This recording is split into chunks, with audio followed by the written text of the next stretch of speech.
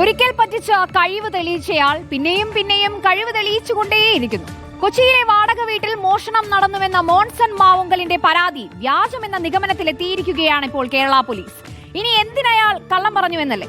വാടക വീട് ഒഴിയാതിരിക്കാനുള്ള മോൺസന്റെ തന്ത്രമാണ് പരാതിക്ക് പിന്നിലെന്നാണ് പോലീസിന്റെ സംശയം.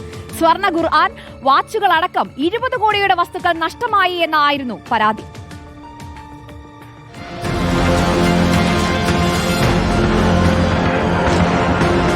മോശയുടെ അംശവടി അടക്കമുള്ള തട്ടിപ്പ് സാധനങ്ങളൊക്കെ മോൺസൺ മാവുങ്കൽ സൂക്ഷിച്ചിരുന്നത് കലൂരിലെ വാടക വീട്ടിലാണ്. ഈ വീട് ക്രൈംബ്രാഞ്ചിന്റെ കസ്റ്റഡിയിലിരിക്കെ സ്വർണ്ണ ഖുർആൻ, വാച്ചുകളടക്കം 20 കോടിയുടെ വസ്തുക്കൾ മോഷണം പോയെന്നാണ് പരാതി. ഇന്നലെ മോൺസണുമായി വീട്ടിൽ പരിശോധന നടത്തിയതിന് പിന്നാലെയാണ് പരാതി വ്യാജമാണെന്ന നിഗമനത്തിലേക്ക് നോർത്ത് പോലീസ് എത്തിയത്.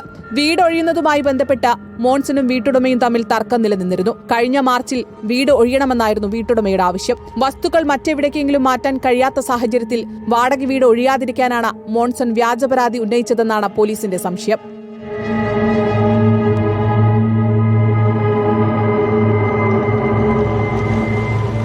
വീട്ടിലെ ചില വസ്തുക്കൾ കാണാതായെന്ന് കഴിഞ്ഞ വർഷവും മോൺസൺ പോലീസിൽ പരാതി നൽകിയിരുന്നു. ഇതിൽ കേസെടുത്തിരുന്നെങ്കിലും മോൺസൺ സൃഷ്ടിച്ച തിരക്കഥയായിരുന്നു പരാതിയെന്ന കണ്ടെത്തലിലേക്കാണ് പോലീസ് എത്തിയത്. വീടിന്റെ CCTV ക്യാമറകൾ തകർത്ത നിലയിലാണ്. വാതിലുകൾ തകർക്കാതെ വെന്റിലേഷനോട് ചേർന്നുള്ള ഭിത്തിയാണ് പൊളിച്ചത്. ഇതിലൂടെ മോൺസൺ പറയുന്നത് പോലുള്ള വസ്തുക്കൾ കടത്താൻ കഴിയില്ലെന്ന നിഗമനത്തിലാണ് പോലീസ് സംഘം. റിപ്പോർട്ടർ, കൊച്ചി.